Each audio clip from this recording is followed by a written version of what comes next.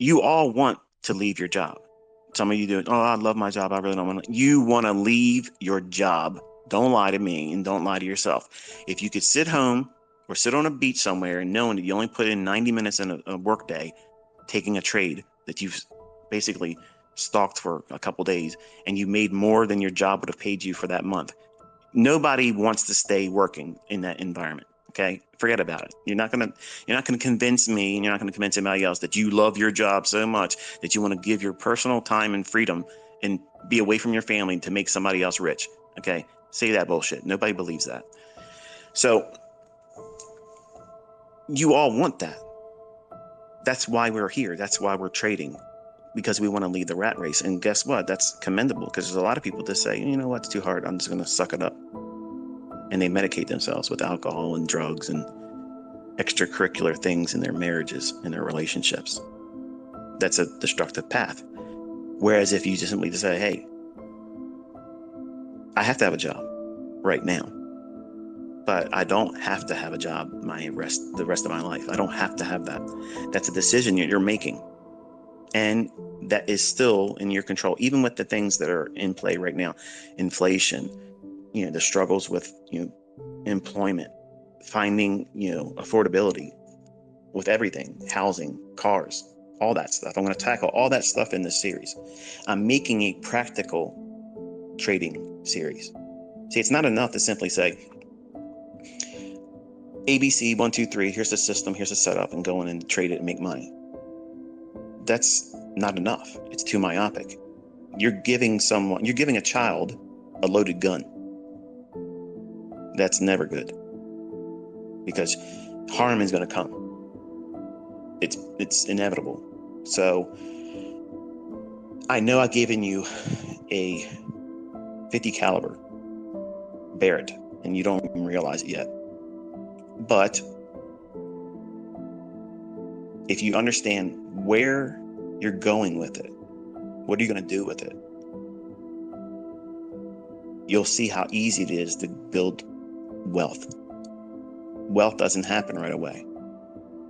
Now, your goal should be to work towards being rich. Rich is not wealthy. Wealthy is where the money's making money for you. Rich is where you don't need to work to make your bills. There's a difference there. Anytime I go out to eat with my friends, that kick around money, that pocket change, that would be after I paid my bills. And the first bill I paid myself was the $1,000 a month. So I lived on that principle that I paid myself first, and then everything else, whatever I had left, I lived on that. So I'm forcing my son into that. And I'm telling you as my students to do that same thing. So you might be laughing and thinking, man, I can't, $1,000 ain't gonna do nothing for me. Oh, really? Really? Okay, let's say you have a $2,500 a month mortgage. And that's pretty reasonable considering most houses are around $350,000. That's like the median price right now in the US. With maybe utilities and your mortgage, $2,500 is about there. What happens if you have $1,000 every month that goes towards that? How much of an ease on your stress and nerves would that bring you? I can tell you that would be a very big weight, and you're not getting everything covered, but you're doing the right thing. That's making ends meet. And then doing that month after month, slowly growing it more. So then you're trying to make $1,250 a month, and then $1,500 a month, $1,750, $2,000 a month. What that does, it allows you to grow with a principle-oriented approach that you have to make this work with a sober, low-hanging fruit objective and target. You're not out there just throwing the dice and say, okay, let's see what I can get. What's the best that can happen in this situation? That's a laboratory experiment that's guaranteed to blow up in your face. Versus, I don't need to do very much to make $250 a week. Even in Forex, as stagnant as those pairs are right now, you can still eke out $250 a week. It's not a big deal. It's easy. If you're trading micros in the S&P and NASDAQ, the futures market, not the $50 per point for ES, but the $5 per point, or not point, per point. That would still be possible to get that $250. You're going to work, but you can get it. But you want to have a approach that allows you to do the very least and let the compounding over time and the new equity increases, let that do the heavy lifting. That's what I did. That's the real secret to it all. Doing something very small, cookie cutter approach. When I was on baby pips, okay, what did I preach? If you were with me back then, 2010, what was I teaching? Find one good setup, 25 pips a week. Now you can get 5 pips a day. If you're ultra new and you're scared to get into a trade and hold it to the completion, is there something wrong with going into a trade and getting out after 5 pips? No, not if you're new, because you're going to be scared. You're going to be terrified it's going to turn against you, and it might turn against you. But if it moves 5 pips in your favor and you're brand new and you cover and you get out, you give yourself that cookie. And then you say, okay, I'm aiming for 25 pips, but I got out this entire week, every single day, and I got out with 5 pips of movement. It went to my target, or it came back and stopped me out. Who cares? But 5 pips it gave me, and I got it when it offered it to me. I closed it. I did it every day, so now I got my 25 pips. Is there anything wrong with that? No. Not if you're a brand new trader? Nope, absolutely not. And then the next week you go in and say, okay, I'm going to try to hold on and see if I can get to that 8 pips or 10 pips of the 25 I'm getting. And then when you get it, even though it looks like it's going in your favor to your target, you close it at 10. Just do that. What you're doing is you're giving yourself experience. It's unrealistic for any educator, me included, to sit down and say, okay, here's what you do, here's how you learn how to trade, and then go in there and hold it for your target or stop. And don't ever take any partial or early exits. That is stupid. You're stunting their growth. The best learning I had was gradually going into making money. I had flash in the pan wins. I ran up accounts real fast and real fast blew them out. So I didn't understand the weight of making money like that, because it's very stressful and it's addictive. Like, I've never done cocaine, I've never done heroin, I've never done any kind of hard narcotics, and I've never been drunk in my life. But I can tell you, I've been high on the markets, and that is a rush that is absolutely phenomenal. Like, it is nuts. Once you feel it, you'll know what it means to know what it feels like to be high on the market, because you feel invincible. You feel like you're the cock of the walk. There ain't nobody that's better than you. Nobody can touch you. Don't even talk to me. Don't even speak to me. Like, you're beneath me. That's what happened to me. I became a jerk, a prick. But that's the worst route to take. If I would have stuck with my making ends meet approach, $250 a week, break it down modularly. Let's say your goal isn't $1,000. Say it's the full $2,500 a month for your mortgage. Not that you're depending on making that to pay your mortgage, but what you're trying to do is aim for some end that you have to meet every month.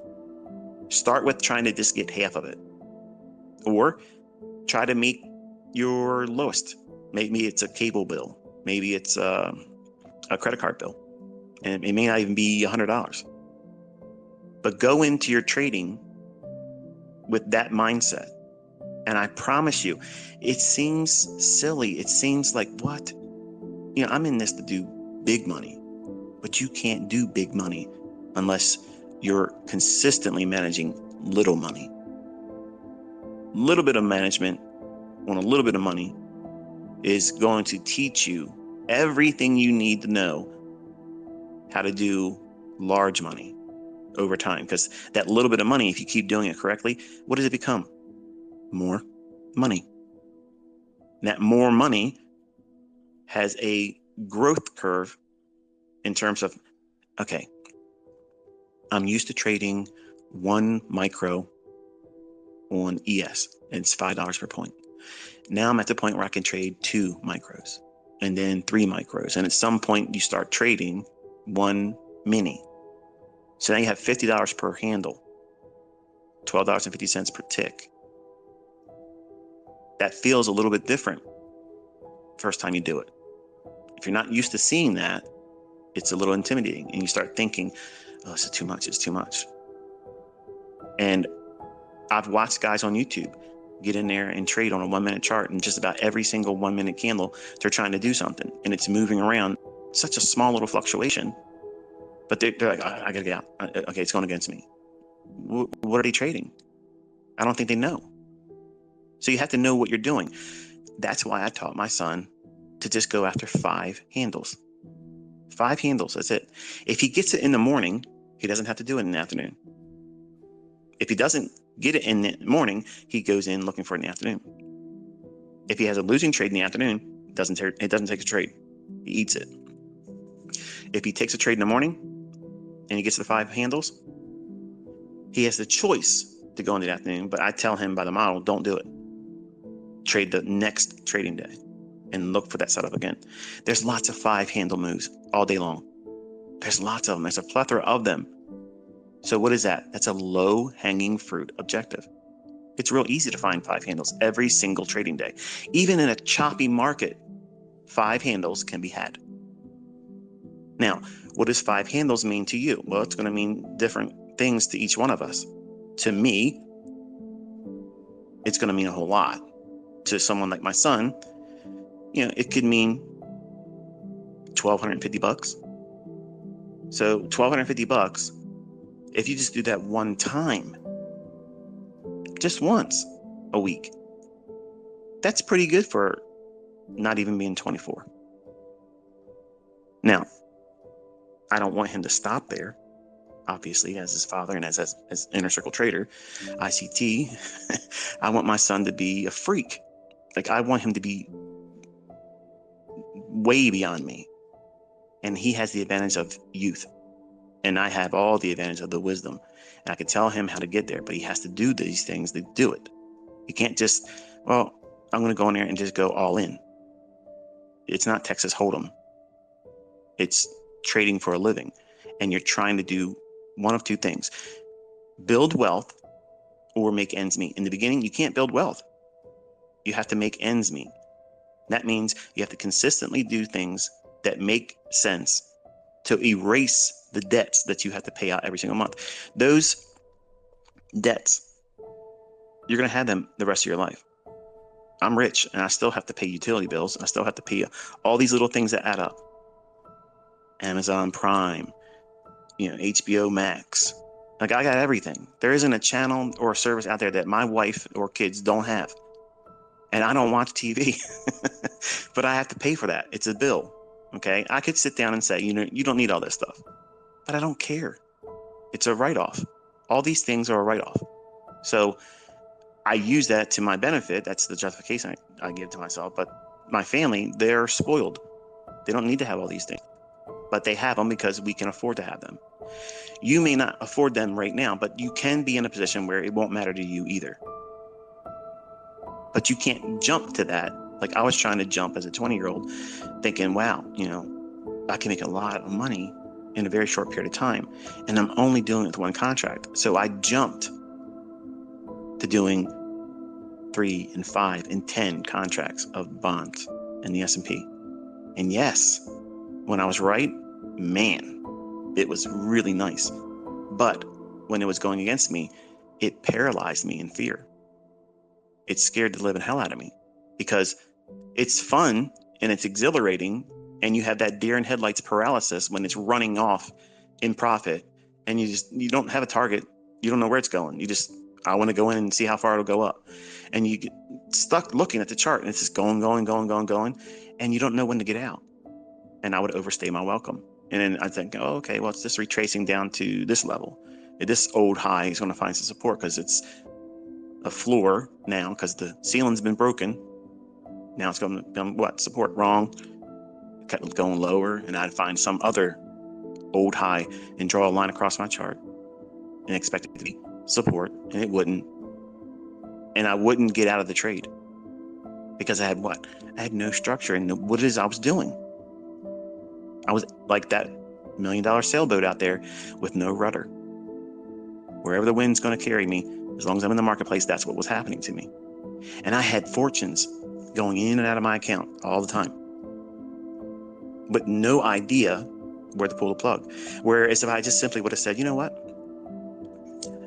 I want to make $1,000 a month and save that, right? Okay, what happens if I just get that for the day and just stop on 20 contracts?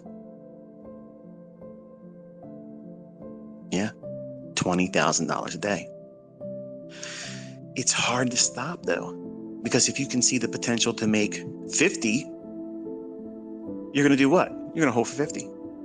And as a young man with no idea what the hell he was doing, just rolling the dice, that's what I was doing.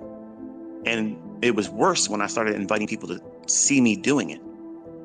And I would get a high off of being right in front of everybody. And I'd be like, yeah, look at that. See, you know who I am.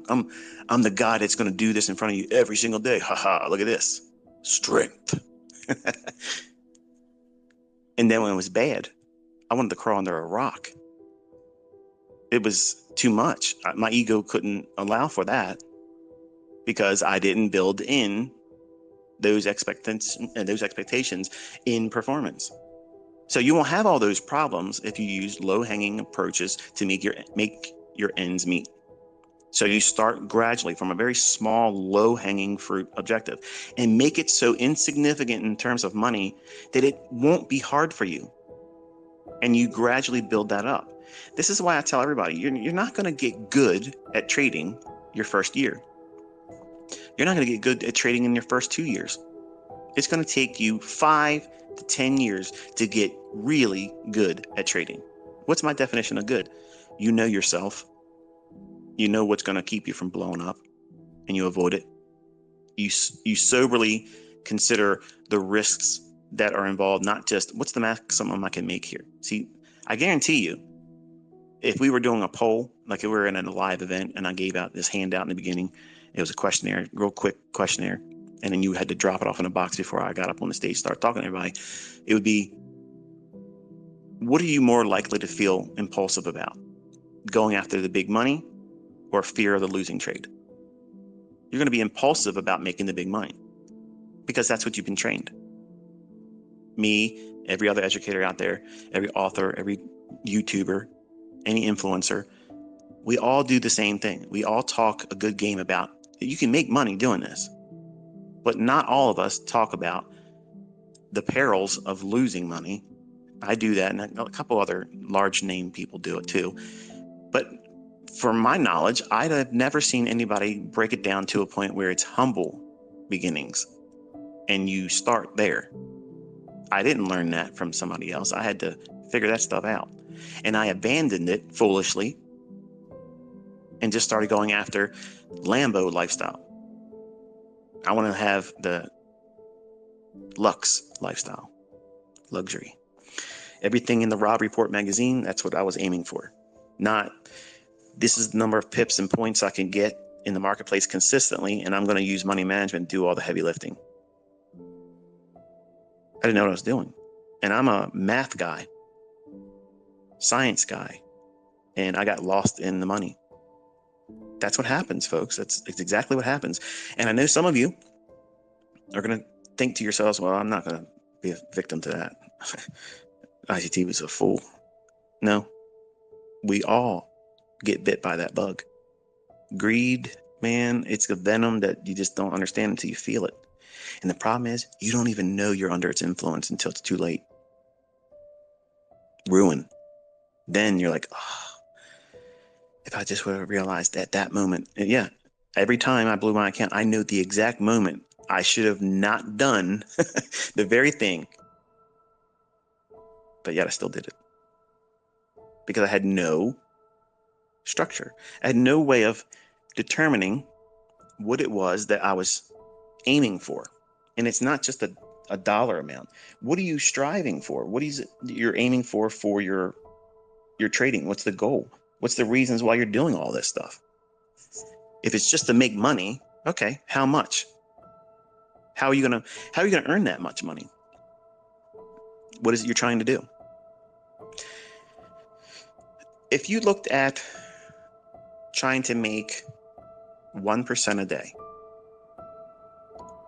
you'll find out that 1% is pretty easy. And what happens is you get greedy because you know you can get that 1%, and it doesn't take a lot of effort to get it.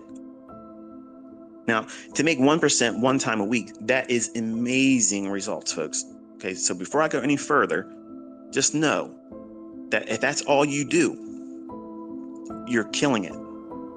Okay, don't let these guys out here that are trying to tell you they make 20%, 50R trades every single week. Okay, because believe me, they would put me on welfare if they were making that kind of money, and they would be proving it. They don't. If they're making that kind of money, why are they trading 0.5 lots on their Forex trades? You've been trading like this and making 50R and 200R trades for 2 years, and you're still beneath one full standard lot? Come on now. It doesn't hold up.